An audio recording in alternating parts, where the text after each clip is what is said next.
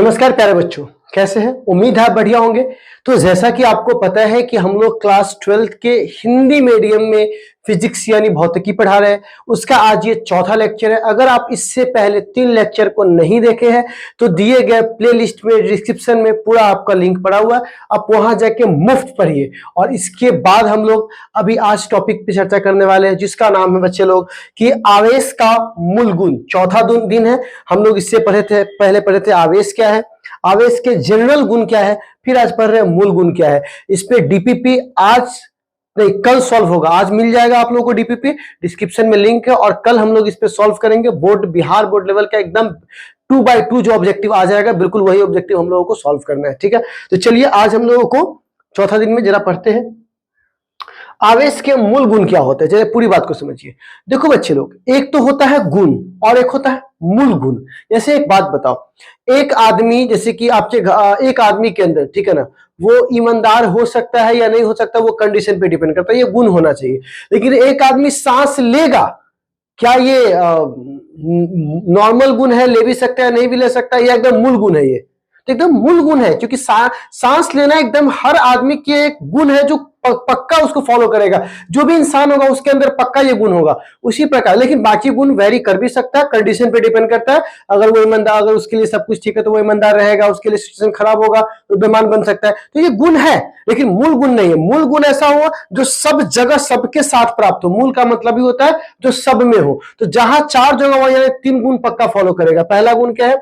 तो आवेश की योज्यता, आवेश की योज्यता, आवेश की योज्यता। दूसरा गुण क्या है बच्चे लोग? तो दूसरा गुण का नाम है आवेश का क्वांटमीकरण और तीसरा का नाम है आवेश का संरक्षण। ये 3 मूल गुण है। बिहार बोर्ड ने एक साल पूछा था अपने ऑब्जेक्टिव सीरीज, ऑब्जेक्टिव सब्जेक्टिव में, ठीक है, कि आवेश क्या है, सॉरी, आवेश के 2 मूल गुणों को लिखे। तो आवेश के 2 इसके नाम लिख देने थे, तीनों में से कोई भी आप लिख देते हैं। ठीक है, तो यहाँ पे गुण है और ये मूल गुण है। तो चलिए मूल गुण में सबसे पहले पढ़ते हैं आवेश की योज्यता क्या है। देखो बच्चे लोग, योज्यता मतलब हमको जोड़ घटाव सिखाने की बात कर रहे हैं। अब आप कहिएगा सर जोड़ घटाव क्यों सिखाना है हमको? जोड़ घटाव तो हम लोग बचपन में सीख गए। देखिए समस्या है हमारे पास, इससे पहले जो भी जोड़ घटाव पढ़ रहे थे तो उसमें क्या हमको नजर आ रहा था कि एक ही तरह का जोड़ घटाव होता है, 2 में 2 जोड़ेंगे 4। लेकिन जब हम लोग इंटरमीडिएट में आए तो पता चला कि जोड़ घटाव यानी अलजेब्रा यानी बीजगणित 2 प्रकार के होते हैं। एक बीजगणित जो सदिश का पालन करता है, एक बीजगणित जो सदिश के नियम का पालन नहीं करता यानी वो अदिश होता है। तो जो अदिश होता है वो साधारण बीजगणित है, जो हम लोग घर गांव देहात में पढ़ के आए हुए रहते हैं। लेकिन जो सदिश है उसको पढ़ने के लिए इंटरमीडिएट के स्पेशल क्लासेज होती है, जहां पे हम लोग पढ़ते हैं a² + b² + 2ab r² की वैल्यू होती है। लेकिन यहाँ पे पहले चेक करना है कि ये सदिश का जोड़ है कि अदिश का जोड़ है। इंटर से पहले हम केवल एक ही जोड़ जानते थे, पर इंटर में 2 जोड़ जाने, तो अब ये चेक करना है। तो आपको पता है कि आवेश एक अदिश राशि है। आवेश कैसा राशि है? तो आवेश एक अदिश राशि है। तो अदिश राशि का जोड़ कैसा होगा? तो अदिश राशि फॉलो करेगा साधारण, क्या होगा? तो साधारण बीजगणितीय योग को। किसको फॉलो करेगा? साधारण बीजगणितीय योग। तो इसी बात को हम लोग को फॉलो करना है। उदाहरण में देख लीजिए, Q1 + Q2 है ना, सिंपल। अब बताओ 3Q + 2Q, तो कोई भी बोलेगा 5Q। 3Q - 2Q, तो कोई भी बोलेगा Q। तो कहने का मतलब ये साधारण जोड़ घटाव है जो हम लोग पहले से भी जानते हैं। तो आपसे कोई पूछेगा कि एडिटिविटी ऑफ चार्ज क्या है यानी आवेश का योज्यता क्या है, तो आप आराम से उनको बोलिएगा। मैं लिखवा भी दे रहा हूं, आप लोग लिख लीजिए, ठीक है, कि यह आवेश का वह मूल गुण है जिसके अंतर्गत आवेश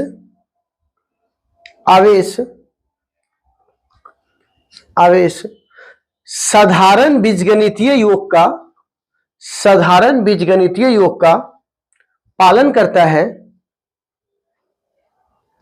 साधारण बीजगणितीय योग का पालन करता है अपने अदिश प्रकृति के कारण, अपने अदिश प्रकृति के कारण, अपने अदिश प्रकृति के कारण, अपने अदिश प्रकृति के कारण आवेश के इसी गुण को आवेश की योज्यता कहते हैं। आवेश के इसी गुण को आवेश की योज्यता कहते हैं। ओके, तो चलिए आप इस उदाहरण को उतार लीजिएगा, ठीक है। अब चलिए आगे बढ़ते हैं। अब बात करते हैं दूसरे गुण का, आवेश का क्वांटमीकरण, ठीक है। तो देखो बच्चे लोग, अब सवाल आता है कि दूसरा गुण क्या है। तो देखिए, आवेश का क्वांटमीकरण क्या कहता है, जब वैज्ञानिकों ने यह पता किया कि चार्ज किस तरह से खुद को रखती है, किस तरह से वो रहता है, तो पता चला कि एक के पास या तो एक इलेक्ट्रॉन होंगे, मैं ई को इलेक्ट्रॉन नहीं कह रहा हूं, एलिमेंट्री चार्ज होता है, लेकिन मैं अभी आपको समझाने के लिए बेसिक बता रहा हूं कि एक इलेक्ट्रॉन होंगे, एक के बाद उनको सीधे 2 इलेक्ट्रॉन मिला, 2 के बाद उसको सीधे 3 इलेक्ट्रॉन मिला, 3 के बाद उसको 4 मिला, 4 के बाद 5 मिला। तो ऐसा करते करते उन्होंने क्या पाया कि सब में ई का मान एक समान नजर आ रहा है, बिल्कुल आ रहा है, और जो संख्या है वो 1 2 3 4, मतलब जब भी ये इंटीजर को फॉलो कर रहा है तो यहां पर उसको एन लिख दिया। मतलब उन्होंने पाया कि जब भी किसी वस्तु पर चार्ज पाया जाएगा, वह चार्ज क्या होगा, ई के इंटीजर मल्टीपल होगा। आप कहिएगा ई क्या है सर, तो देखो बच्चे लोग, ई जब वैज्ञानिकों ने पता किया तो उनको पता चला कि सबसे कम किसी वस्तु पर एक इलेक्ट्रॉन हो सकता है, और उस पर जो चार्ज पाया गया वो 1.6 एलिमेंट्री चार्ज की वैल्यू है -19 कूलम, इतना पाया गया। तो इतना को बार बार लिखने में थोड़ा अजीब लगता था, इसीलिए उन्होंने इसको ई मान लिया। जैसे 1 लाख में 5 गो शून्य होता है, तो बार बार 5 गो शून्य लिखना और बोलने से अच्छा उनको 1 लाख बोल दिया गया, तो एक रिप्रेजेंटेशन हो गया, एक तरह का दर्शाना हो गया। उसी प्रकार बच्चे, अगर यहां पर इतना संख्या है तो इसको हम लोग क्या मान के चलेंगे, ई मान के चलेंगे। तो बार बार इतने लिखने से अच्छा बोला कि इसी के मल्टीप्लाई में रहेगा, या तो 1 होगा, इसी के मल्टीप्लाई में या तो 2 होगा, इसी के मल्टीप्लाई में या तो 3 होगा। तो बार बार ये संख्या कॉमन आ रहा था तो इसको ई मान लिया, ठीक है। तो आप बताइए, जब भी चार्ज होगा इसके 1 मल्टीपल में, इसके 2 मल्टीपल में, इसके 3 मल्टीपल में, तो कह सकते हैं क्यू जो है वो हमेशा n बराबर 1 2 3 को फॉलो करता है। अब सवाल आता है कि यदि ये प्रोटॉन होगा तो प्लस लेके चलेगा, इलेक्ट्रॉन हुआ तो माइनस लेके चलेगा। तो या तो प्रोटॉन हो सकता है या तो माइनस हो सकता है। कहने का मतलब किसी भी एटम में जितना प्रोटॉन होता है उतना ही इलेक्ट्रॉन होता है, तो वहां पे प्लस और माइनस को एक साथ रखा जाता है, ताकि प्लस होगा तो प्लस ले लीजिए, माइनस रहेगा तो माइनस ले लीजिए। इसी बात को यहां लिखा गया है कि आवेश का क्वांटमीकरण किसी आवेशित वस्तु पर आवेश की न्यूनतम आवेश ई के सरल गुणांक के रूप में ही हो सकता है। मतलब कहा जाता है कि कभी भी जो इस पर ई होगा, मतलब न्यूनतम आवेश होगा, न्यूनतम आवेश को हम लोग ई कहते हैं, वह देख नहीं रहे हो, सरल गुणांक के रूप में, इसको सरल गुणांक या पूर्ण गुणांक कहिएगा, उसके रूप में हो सकता है। मतलब इसका मतलब हुआ वैद्युत आवेश को अनिश्चित रूप से विभाजित नहीं किया जा सकता है। अनिश्चित रूप से कहने का मतलब आप ऐसा नहीं कर सकते हो कि इसको विभाजित करके 1.2 कर दो, 2.3 कर दो, 3.4 कर दो। जब भी रहेगा 1 2 3 4 5 6 इस तरह ही रहेगा, 2.2 3.4 ये सब नहीं रहने वाला, ठीक है। तो यही बात यहाँ पे लिखा है कि किसी वस्तु पर कितना आवेश पाया जा सकता है, तो Q बराबर N, जहां N बराबर कितना हो सकता है 1 2 3 4 5 6 इस तरह से हो सकता है, प्लस माइनस यहाँ हमने लगा दिया है, ठीक है बच्चे लोग। तो यही हमारा क्या है, वो क्वांटमीकरण। इस पे बहुत अच्छे अच्छे सवाल भी है, जहां E की वैल्यू कितनी होती है 1.10 के पावर -19 कूलम। बहुत अच्छा सवाल है इस पर। तो आपका एक फॉर्मूला है Q बराबर NE। अभी हम लोग NCERT कुछ सवाल देखेंगे और उस न्यूमेरिकल को देखने के बाद हम लोग क्या करेंगे बच्चे लोग, आगे बढ़ेंगे, ठीक है। तो चलिए, अब हमारे पास हुआ ये वाला, तो क्वांटमीकरण के बाद चलिए तीसरा है। अब तीसरा देखिए क्या है, ये कहता है आवेश का संरक्षण, कंजर्वेशन ऑफ चार्ज। तो जैसा कि आपको पता है कि अगर एक बॉडी है जिसपे अनचार्ज है, तो अनचार्ज करने का मतलब देख लीजिए, जितना प्लस होगा उतने माइनस होगा। तो 1 2 3 4 5, तो 1 2 3 4 5, मतलब कि इस पर चार्ज तो है, लेकिन जितना इलेक्ट्रॉन है उतने प्रोटॉन है। तो कहने का मतलब ये अनचार्ज हो गया, क्योंकि प्लस में ये जोड़ोगे तो हमारे लिए 0 हो गया। तो कहने का मतलब ये अनचार्ज है। तो जब तुम इसको क्या करोगे बउआ, रब करोगे, तो इस पर का इलेक्ट्रॉन इस पर चला गया और इस पर खाली हो गया।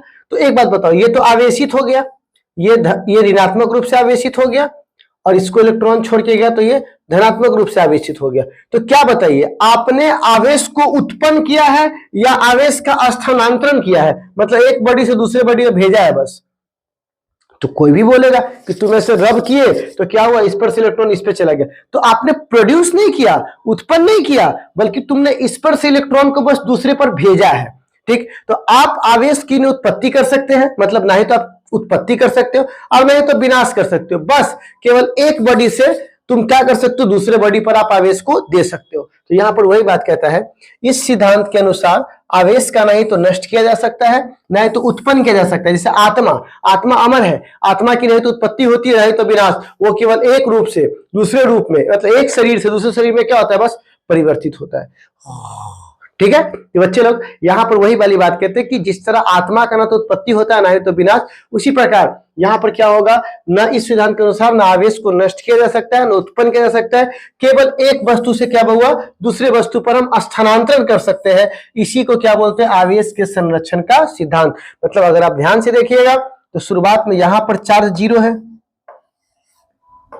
और यहां देखिए घर्षण के बाद भी अगर इस पर आया है प्लस क्यू तो इस पर क्या आया होगा, माइनस क्यू। क्योंकि जितना ये दिया उतना ये लिया, तो दोनों को जोड़िएगा तो क्या आएगा, 0। मतलब जितना पहले था उतना ही बाद में है। तो आवेश के संरक्षण का सिद्धांत आप जान गए। ठीक है, चलिए तो हम लोगों ने तीनों प्रॉपर्टीज पढ़ लिया। क्वांटमीकरण क्या है, आवेश के मूल गुण में योज्यता है, क्वांटमीकरण में संरक्षण है, और इत्तेफाक से हमने तीनों को पढ़ लिया है। ओके, ठीक है। तो अब बच्चे लोग हमारे पास बारी है, हाँ अब हमारे पास बारी है कि सर आवेशन की विधियां क्या है। आप कहिएगा ये क्या चीज नया लेकर आ गए। देखिए नया नहीं है, मैंने अभी बोला कि हम किसी वस्तु को आवेशित करते हैं। तो आप कहिएगा आप कैसे करते हैं आवेशित। अभी तो आपने बोला कि ठीक है हम किसी वस्तु को आवेशित कर देंगे, पॉजिटिव कर देंगे, निगेटिव कर देंगे, पर सवाल यहाँ आता है तुम आवेशित करोगे कैसे, विधि क्या है उसको आवेशित करने की। तो अभी हम लोग पढ़ने जा रहे हैं बुआ आवेशन की विधि, मतलब विधिया, मेथड ऑफ चार्जेज। तो किस हिसाब से हम किसी मेथड को, किसी को भी चार्जिंग करेंगे, तो उसके 3 मेथड है। सबसे पहला का नाम है हुआ, मेन क्लास में हम लोग चार्जर पढ़ाते हैं। देखो मेन क्लास और ऑनलाइन क्लास ये दोनों थोड़ा डिफरेंट आपको नजर आ सकता है। इससे उसको जज मत कीजिएगा और उससे इसको जज मत कीजिएगा, ठीक है ना, दोनों डिफरेंट चीजें हैं। कैमरा को फेस करना अलग बात होता है। तो क्या है, घर्षण द्वारा बाय फ्रिक्शन। अब देखो होता क्या है कि जब हम यहाँ पर, थोड़ा सा मुझे ऊपर करना पड़ेगा इसको समझाने के लिए। हाँ देखो, अब देखो बच्चों, जब हम यहां पर एक सिल्क को रगड़ते हैं रॉड के साथ, ठीक, तो शुरुआत में इस पे कोई चार्ज नहीं है। अब क्या होता है, घर्षण के कारण यहां पर क्या होता है, सुनिएगा, घर्षण के कारण यह अपना कुछ इलेक्ट्रॉन को लूज करके बगल वाले को देता है। जैसे मान के चले यहां पर ग्लास है और ये सिल्क है, ठीक है। अब देखो इस पर से क्या हुआ कि मान के चलिए 2 इलेक्ट्रॉन यहां चला गया। घर्षण होने के कारण क्या हुआ, इलेक्ट्रॉन लूजली बॉन्ड था, वो गर्मी को लेकर के, कि घर्षण से गर्मी प्राप्त होता है, उसको लेकर के वो कहां चला गया, दूसरे वाले पर चला गया। तो इस पर हो गया बेटा प्लस क्यू और इस पर हो गया माइनस क्यू, ठीक। अब क्या हुआ, तो ध्यान से देखिए, हमने इसको आवेशित कर दिया जबकि शुरुआत में कोई आवेश नहीं था, लेकिन घर्षण से कुछ नहीं किया, आपने इलेक्ट्रॉन उसको दे दिया तो ये भी खाली और उसके पास ज्यादा हो गया।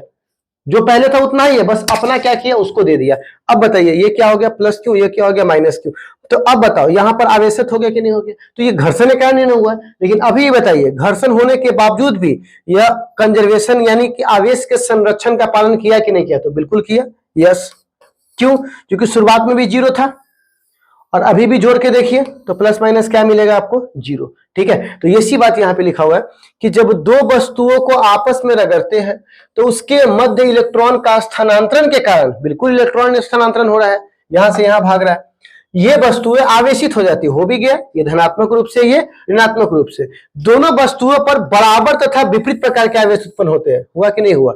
इस पे क्यों, तो इस पे भी क्यों, बस इस पे लेकिन प्लस है, उस पे क्या है माइनस है। इसी को हम लोग क्या बोलते हैं बुआ, घर्षण द्वारा आवेशन कहते हैं। उदाहरण में जब एक कांच के छड़ को रेशम के कपड़े से रगड़ा जाता है तो कांच पर धनावेशी, जो कि आपको दिखाई दे रहा होगा, तथा रेशम के कपड़ा पर ऋणावेशित हो जाता है, जो आपको वहां भी दिखाई दे रहा होगा। तो क्या आप समझ चुके हैं कि घर्षण द्वारा क्या होता है। तो जब भी एग्जाम वगैरह में कभी आएगा तो आप इसको लिख लीजिएगा कि ये आपका हो गया बच्चे लोग, ये आपका हो गया आपका क्या क्वेश्चन, सॉरी डेफिनेशन, और ये आपका हो गया उदाहरण।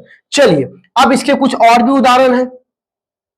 जैसे आप देखिए बिजली कड़कता है तो वो क्या होता है, हवा, जब तेज हवा बहती है, बादल के ऊपर बादल लग रहा है तो इससे चार्ज का सेपरेशन होता है, फिर वहां से लाइटिंग वगैरह होती है। तो वहां पर भी तो क्या हो रहा है, आवेशित हो रहा है, एक प्लस अलग, माइनस नीचे, प्लस ऊपर भाग रहा है, माइनस नीचे आ रहा है। तो ऐसा क्यों होता है, क्योंकि घर्षण के कारण जो हीट उत्पन्न होता है उससे इलेक्ट्रॉन और प्रोटॉन में क्या होता है बुआ, थोड़ा सा दूरी बढ़ जाती है, उसके बीच में सेपरेशन आ जाता है, ठीक है।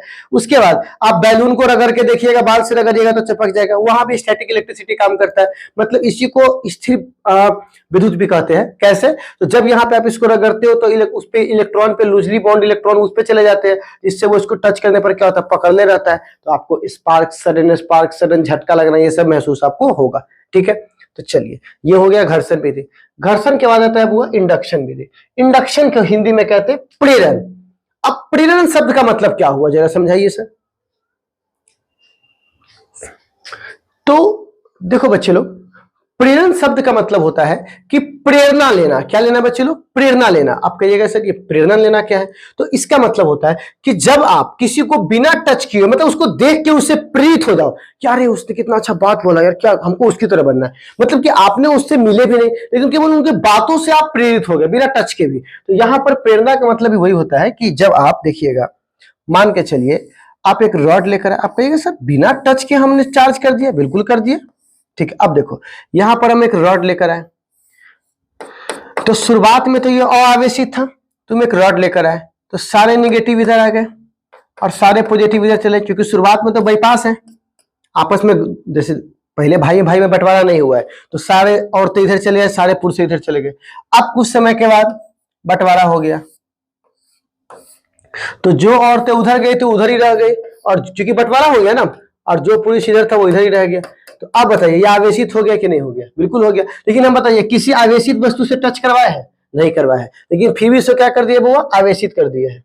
तो यहाँ पे देखिएगा, तो यही बात यहाँ कहा जाता है बच्चे लोग कि यदि एक आवेशित वस्तु को किसी अआवेशित वस्तु के समीप लाया जाए, मतलब उससे टच न करवाया जाए, उसके समीप लाया जाए, तो अनावेशित वस्तु के पास वाली सतह पर विपरीत प्रकृति का आवेश दूरी वाली सतह पर समान प्रकृति का आवेश उत्पन्न हो जाता है। इसका मतलब हुआ कि अगर ये ऐसे है और तुम एक रॉड लेकर आए, तो इसके विपरीत माइनस सीधा आ जाएगा और प्लस वाला कहां चला जाएगा? उसके तरफ चला जाएगा। यही बात ये कह रहा है कि पास वाली सतह पर विपरीत, जो कि प्लस माइनस, और दूर वाली सतह पर समान आवेश उत्पन्न हो जाएगा। इसी घटना को हम स्थिर वैद्युत प्रेरण कहते हैं, ठीक है। तो ये आप परिभाषा यहां से लिख लेंगे कि, और परिभाषा के बाद ये आपका हो जाएगा बच्चे लोग आपका एग्जाम्पल कि दो बॉडी था, पहले अनचार्ज था, माइनस को लेके आया तो प्लस वाला इधर चला गया, माइनस वाला इधर आ गया। जब इस माइनस को हटाकर इसको भी सेपरेट करवा दिए तो ये सारा प्लस बन गया और ये सारा माइनस। तो देखो बिना टच करवाए हुए हमने क्या किया बच्चे लोग? बिना टच करवाए हुए हमने इसको आवेशित कर दिया। तो ये हमारे पास क्या हो बच्चे लोग? आवेशन हो गया प्रेरण के द्वारा। चलिए इसके बाद बारी है बच्चे लोग चालन विधि। अब चालन विधि का मतलब क्या होता है? इसका ये कहता है कि अगर कोई वस्तु चार्ज है और तुमने उसको टच किया, क्या किया बच्चे लोग? टच किया, तो चार्ज कंडक्टर, देखो शुरुआत में क्या है बच्चे लोग? अनचार्ज था। जैसे ही तुमने टच किया तो ये अपना चार्ज इसको दे देगा। तुम लोग को वैसे झटका महसूस हुआ होगा, जब जाके तुम किसी तार को छूते हो तो तुमको भी थोड़ा झटका लगता है। क्यों? क्योंकि तुमने उसको छुआ, तो छूने से उसमें का जो चार्ज है वो तुम्हारे अंदर ट्रांसफर होना चालू हो गया। तो ऐसा क्यों हुआ? टच करने से हुआ। तो घर के मम्मी क्या कहती है, जब भाई हम टच नहीं हो कर ली तैयो ना करंट लग गई, तो मम्मी झापा मारी क्या कहती है, बिना छूले करंट लग तो रे, तो छूले हो गए। तो उसको पता है कि बिना टच किए आवेश का ट्रांसफर नहीं हो सकता है, लेकिन इंडक्शन में क्या हो रहा है? बिना टच के ही कॉन्टेक्ट हो जा रहा है। तो यहाँ पर ये कहता है कि किसी आवेशित चालक को किसी अआवेशित चालक के संपर्क में लाने पर दोनों चालक पर समान प्रकृति का आवेश फैल जाता है। इसे संपर्क द्वारा आवेशन कहा जाता है।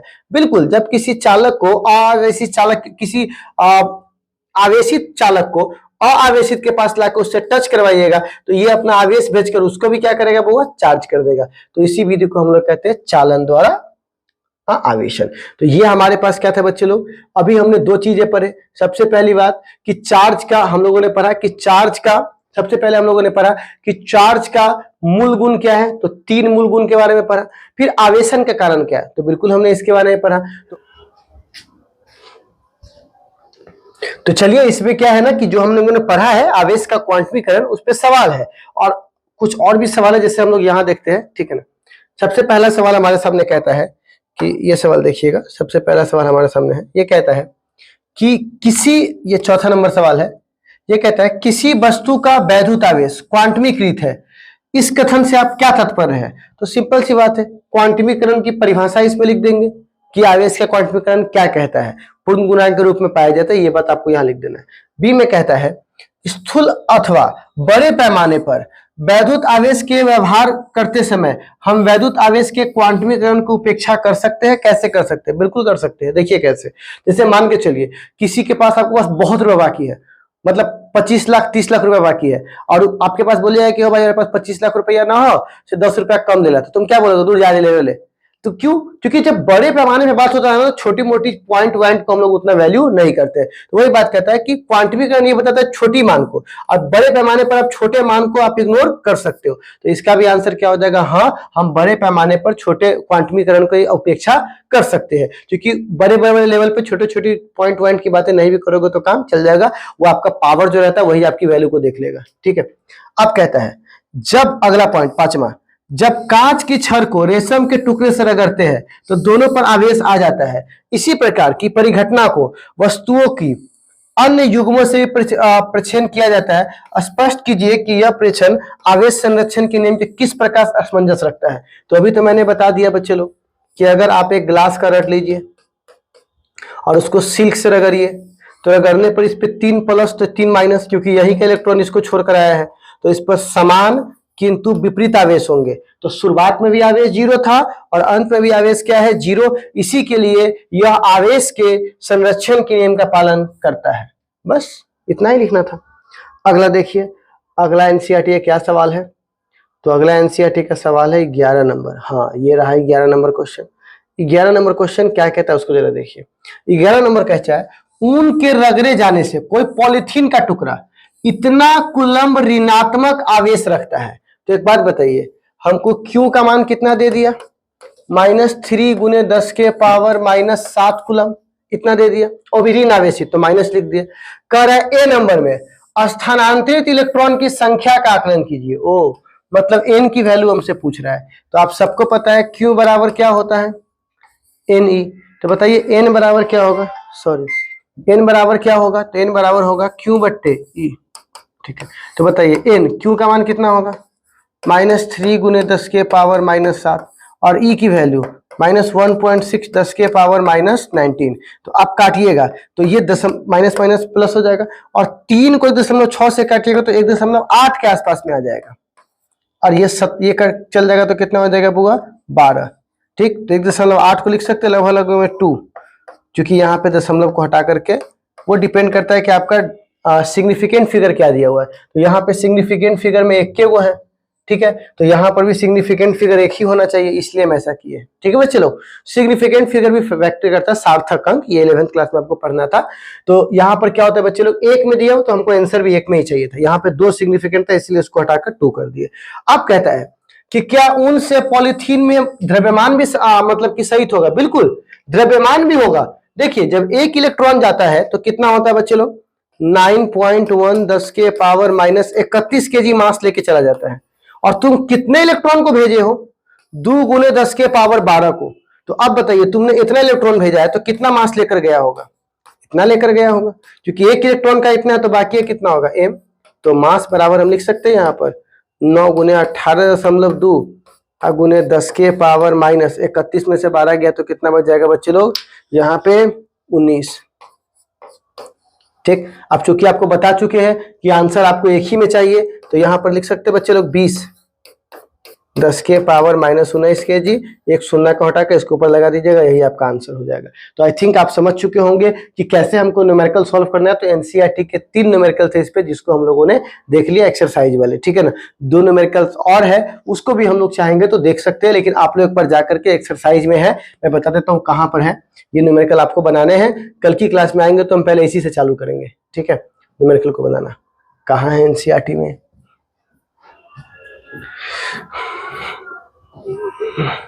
ठीक है, रुक जाइए। कूलम्ब के नियम से पहले, कूलम्ब के नियम से पहले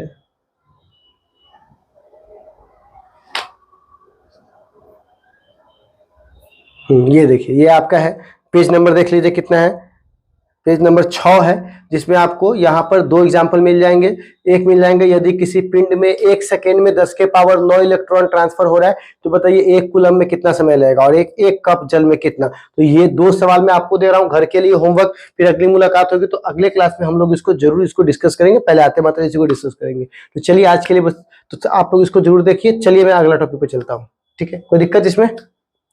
चलिए, और जितना सवाल मैं बनवा रहा हूं बच्चे लोग, उस सवाल को अपने कॉपी में जरूर नोट कीजिए। तो आज की क्लास में बस इतना ही। फिर अगले क्लास में हम लोग मिलेंगे। तो अगले क्लास में हम लोग डिस्कस करने वाले हैं सतह आवेश घनत्व, उसके बाद आयतन आवेश घनत्व, रेखीय आवेश घनत्व। ये सब आवेश घनत्व बहुत इंपॉर्टेंट है, बिहार बोर्ड में बहुत क्वेश्चन आते हैं इससे, और लगभग हर साल इससे क्वेश्चन रहते हैं। तो चलिए कल एक इंपॉर्टेंट सीरीज के साथ हम लोग वापस मिलेंगे। आज के लिए बस इतना है, फिर अगली मुलाकात अगले क्लास में। तब तक के लिए बाय बाय। और आप लोगों का नोट्स आ चुका है तो जाकर नोट्स बनाइए इसका, ठीक है, यानी डीपीपी आ चुका है, डीपीपी इसका जरूर बनाइए। बाय।